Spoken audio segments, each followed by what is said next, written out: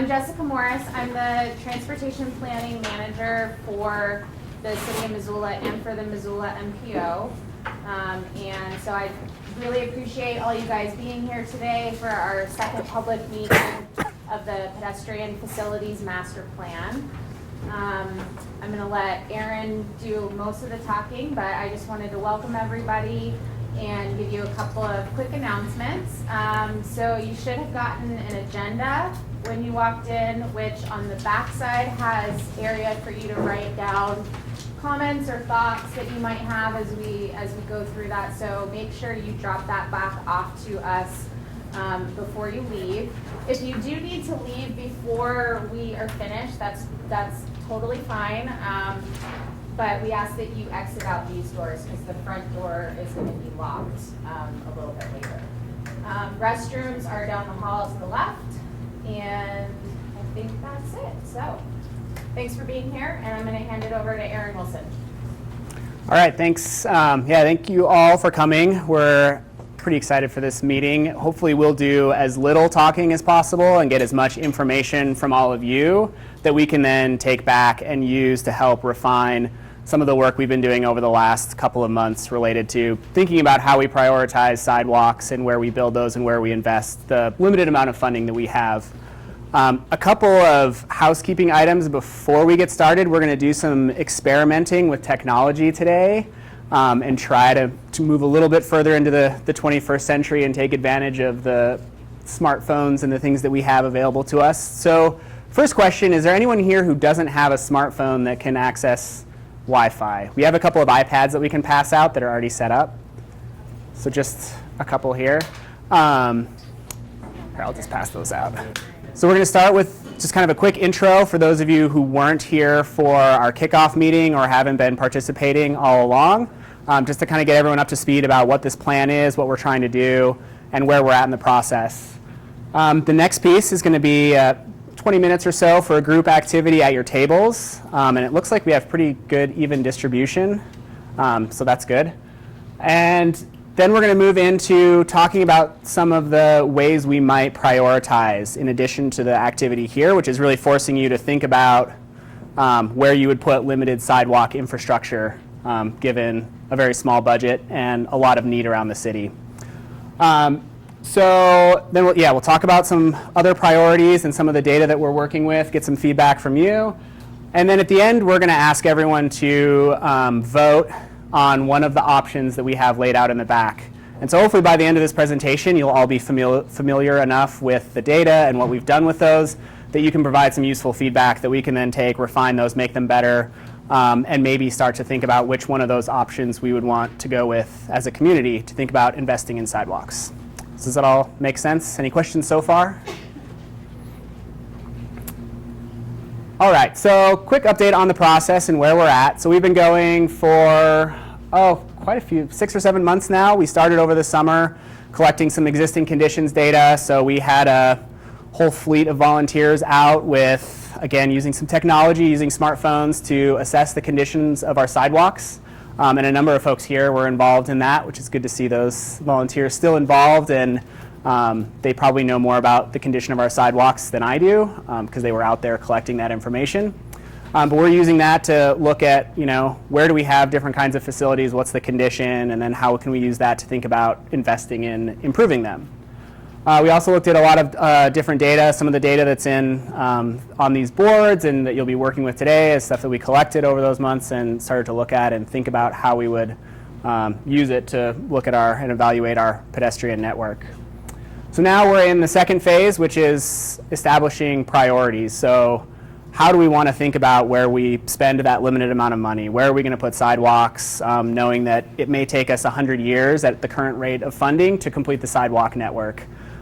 So it's a difficult choice, but we have to make some choices, and so hopefully we'll get good feedback to help us make better choices or different ones that help achieve the goals for our community. The next phase after that, so once we've wrapped this up, we'll move into thinking more about implementation. So what are the funding challenges we have? How can we make that better? What are some other things we can do to help move the process along, make it better, and do things outside of just prioritizing where we'll put sidewalks? And then hopefully by the summer, in July or end of summer, we'll have written the document and have it adopted and move on to actually trying to implement. So that's kind of where we're at right now. So generally for this plan, the goals, I've kind of gone over a lot of it, but really we're looking to identify what the existing network is, where we have sidewalks, where we have curb ramps, where we have safety issues, or where we have good facilities. And then use that to think about how we would prioritize that limited funding. So part of this plan from the outset was to come up with a process to prioritize how we're building sidewalks. And then finally, develop implementation strategies like funding, different design guidelines, looking for different ways or creative solutions to get more facilities out there at a quicker rate. Just a quick overview of the scope of the plan. So thinking about those goals, we are, as the MPO, the Metropolitan Planning Organization, we cover more than just the city. We're housed in City Hall, but we're responsible for the whole urbanized area, so that includes the city and also areas in the county that are outside city limits but still within that urbanized area. So really the focus of this plan is the whole urbanized area, or like Missoula Metro if you want to think of it that way. And we want to look at all different kinds of pedestrian facilities, so not just sidewalks, but look at different kinds of designs that might apply in those places in the county that are more rural feeling, and you might not want to spend $1 million on a mile of sidewalk. You might do some other kind of facility because the character there works well with something different. So thinking about lots of different kinds of facilities in different places and how we would better organize our thinking around how we go about making being a pedestrian in Missoula better. So that's kind of the background. Any questions on kind of where we're at and what we've done so far? It's a really quick overview, but we want to move in to have plenty of time for these activities. Any questions? All right, so now is time. I'm going to be done talking for a minute. We have this exercise on the tables where we want each it's essentially 5 miles of sidewalk. So that's a very limited amount, but that's typically what we would build in 2 to 5 years, probably closer to 5 years. We're right around maybe a mile or two a year at our current funding. And that's just city invested funds. You know, there's a lot of other development. So yeah, so we have these wiki sticks, they're called. Those will stick to the paper. On these maps, you have where the existing sidewalks are, which is the black lines. Every white line is a street or road, and there's a bunch of other data on there like transit stops and schools and parks and other things you might want to use when you're prioritizing those.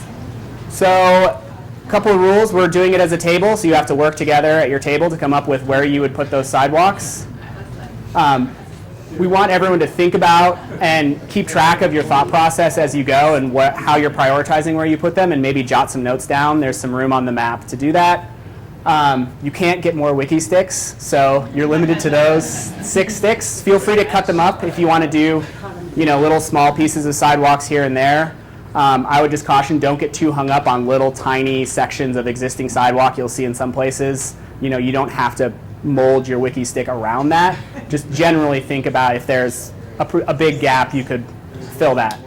So this is kind of big, large-scale thinking, not super precise.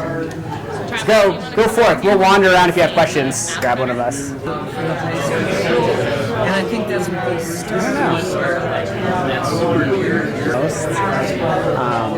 So we've got some buffer time in there, I think.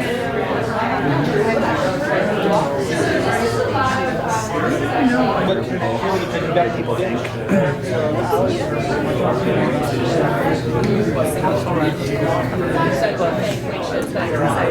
Yeah, there's a lot. That's cool. Okay, that sounds like what we should do. All over the yard. Looks like maybe we should add something there.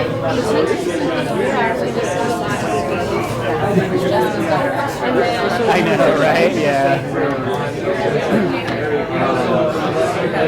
Yeah, I know. Right. But then once you get to natural resources,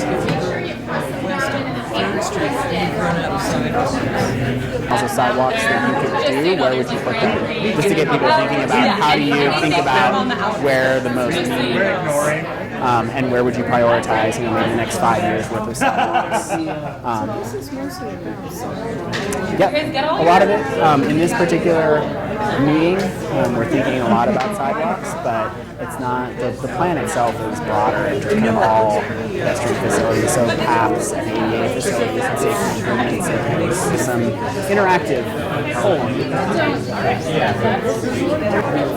Oh, yeah, right. Yeah. Yeah, as long as you don't roll it too tight. Yeah. Make sure you press your wiki sticks down onto the paper so they stay there. We're going to wrap up here and bring it all back together. Thank you so much. Did Have more fun interactive games for you later. Yes. This is all about interacting and being active. All right, so did everyone more or less get through placing all of their sidewalks, their limited sidewalks? Are there any thought, like when you we're not going to go table by table, but if anyone has thoughts of, as you were placing those sidewalks, what kind of things were you thinking about or thinking about prioritizing when you were trying to decide where those limited investments might go? Let's call it out. Yeah. Connecting schools. Schools, okay. Yeah, where people live to schools. Sure. Safety, okay. Connected neighborhoods. Okay, great. Connections between high-use areas. High-use areas, okay. Were there any specific challenges, things that you just couldn't figure out how to get around, or particular issues that came up when you were thinking about putting those sidewalks down? Oh, yeah, here. Not enough material to work with. Well, that's the thing, you don't get any more. Unless we could have a tax conversation after this, or a funding conversation. But yeah, if you give us $10, we'll give you more wiki sticks. Any questions you had as you were doing this that we could answer quickly now? Or we'll move on. We're going to move from low-tech tabletop to a more high-tech way of interacting or getting some input. So everyone here has a smartphone or some internet enabled. Was everyone able to connect to the wireless network? Because we're going to get into some interactive polling here.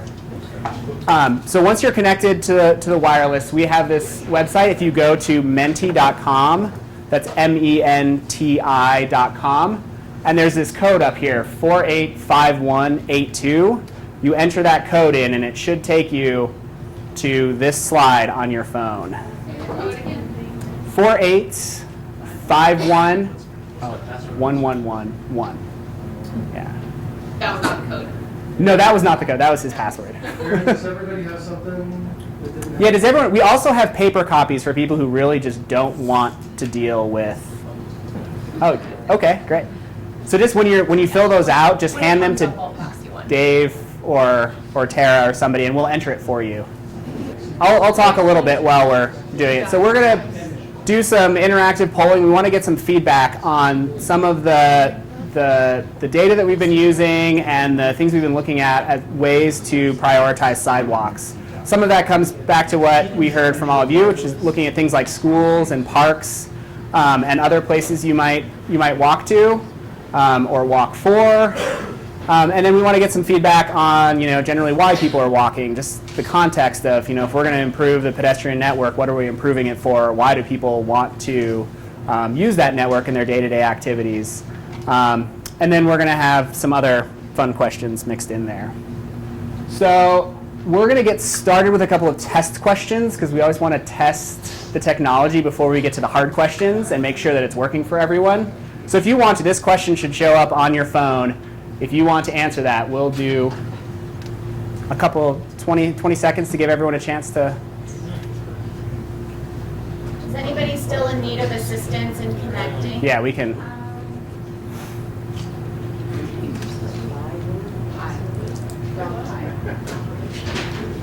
Maybe I should stand in front of this so you can't let it influence your decision.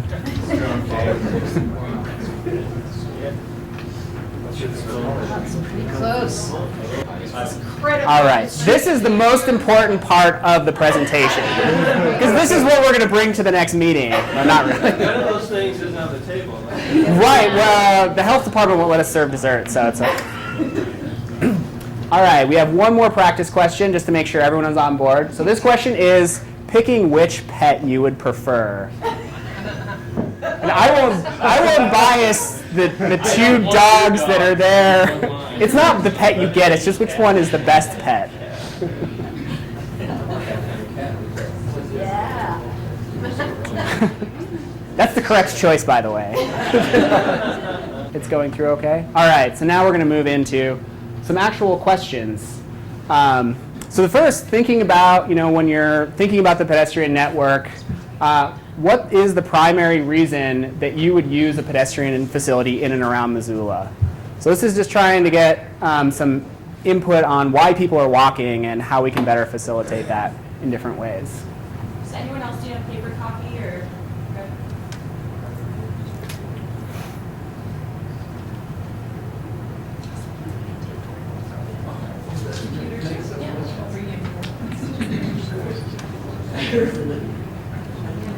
Give a couple more seconds, let some more responses come in.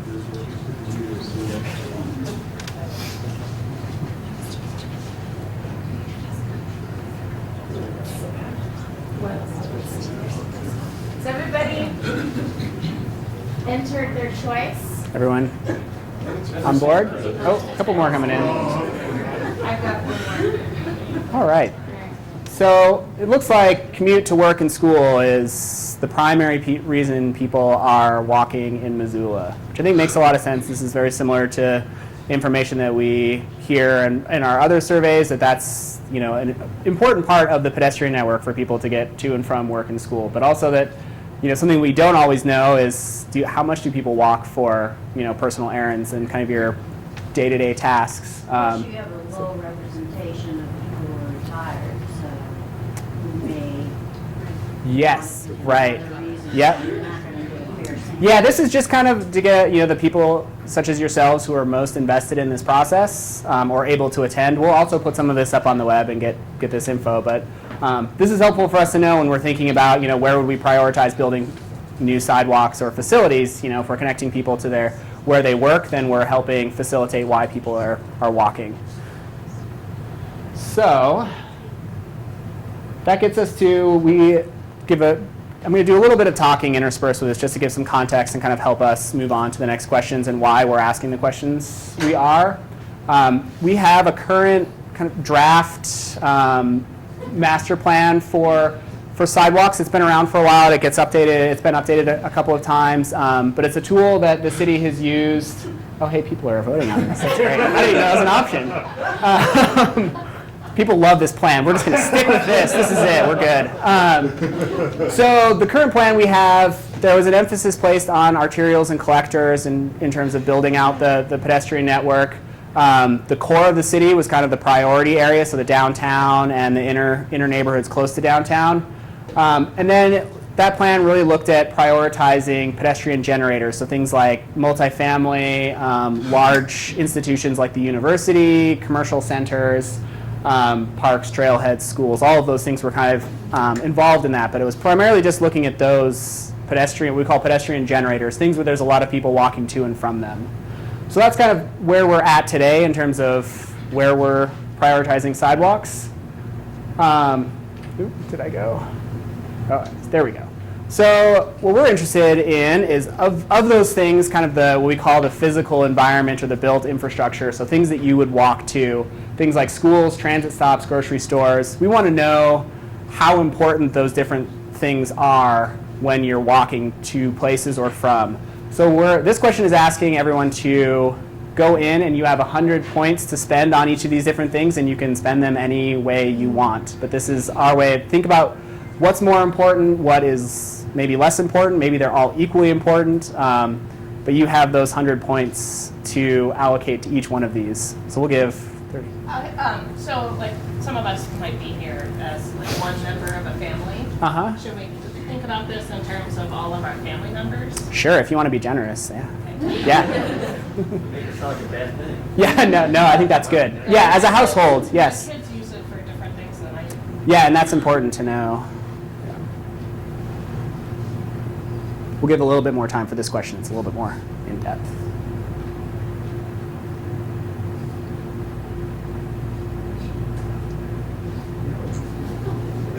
There you go.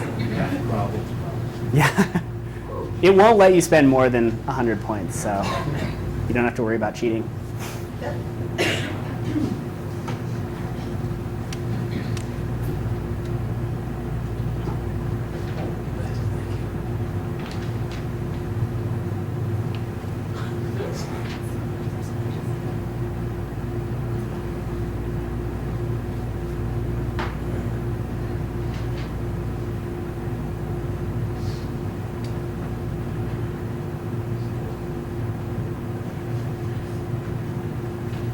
So as we're going through and voting on these, something to keep in mind with this data, these are the physical environmental data that we used for the priority options that we have in the back. So this is really important information for us to kind of as a check on how we're using that data in setting the priority areas. All right, anyone still working on this one? We good? So this looks like very similar maybe results to the question about why people walk, which is walking to work and school, and for errands, which is commuter paths, which is how people potentially get to work if they're walking longer distances or they have access to those. Also schools, grocery stores, parks. Are there any thoughts about this and why people thought their choices, some of these might have been more important than others? You don't have to tell us, but if you have thoughts. I think it's important to have the safe sidewalks to schools so that we can encourage our kids to walk. There's so many boxes you check when your kids are walking to school instead of getting dropped off. Right. And I was thinking the same thing, but on the other hand, in Missoula, how many parents allow their children or encourage their children to do better to walk to school? I don't know. I don't have children in school age anymore. Yeah. So. That's a good A lot question. of them, unless there's a major, like if they have to cross South Avenue or if they have to cross Reserve Street, right? People are a lot more hesitant. Bill, and then Obviously biased towards transit, but I think that, people use transit to access all of these things, especially at high ridership stops. So, I probably gave it a little bit more than others, but it's interesting to see post offices at the bottom. yeah, right. No one's walking to the post office. No one walks to I the- mean, that's useful for us to know. that. Oh, yeah. Well, I thought maybe emergency and support services be up there closer to transit and maybe less high than grocery stores, just because that's a lot of the folks maybe that aren't in their own personal vehicle. And I just think everybody drives to the grocery store and loads up Right. so much heavy right. things. I don't know. I thought that too. And I was thinking about all the people that I see Yeah. walking to Salvation Army, walking Yeah. here, and walking to Exactly. Colorado. Yeah. And we know that those folks aren't often a high percentage of owning vehicles. Put a question here, and then Karen. Yeah, in terms of transit, you don't really have to have sidewalks everywhere for transit because people are going to walk typically a quarter of a mile, third of a mile. And so ideally, you could have good sidewalks that far away from each of the transit routes. So it would be like an overlay. Karen, did you? I was thinking about parks for the same reason for the schools, to encourage the kids and families to walk to the parks, but also our parks don't have parking lots. And so it kind of keeps them from parking in the streets and around them, but just to encourage people to recreate, I guess. That's a good thought. Is there anything critical that we're missing from this? And if you have anything else Oh, not missing, but so I said grocery stores, and including in that like markets and other places access food. I run one of the farmers markets in town, and we surveyed tea festivals at the end of the year to gauge, why they're participating in our incentive program or not. And I think definitely, getting to the market is a challenge for a lot of people, and I think that ties in obviously to like bus routes, but allowing people who may not have a car to like get to the market to use other facilities or services Sure. Gee. In terms of the commuter path, which is at the top, the first commuter path I tend to think of is the shared use paths. Yep. Walking road trail and the road. Mhm. So, but then again, the neighborhoods along those paths, just like with the transit stops, you want to have some type of connection, whether it's greenways, neighborhood greenways for biking, and sidewalks for walking. So I would think in terms of the commuter paths, maybe I'm incorrectly assuming I'm thinking it would be in terms of pedestrian facilities to get to those paths that already exist, or are we talking about expanding the pathways themselves? So Yeah, that's a good maybe question. it might be kind of when you take a look at it, think about which one is really the priority between Right. how that's divided up.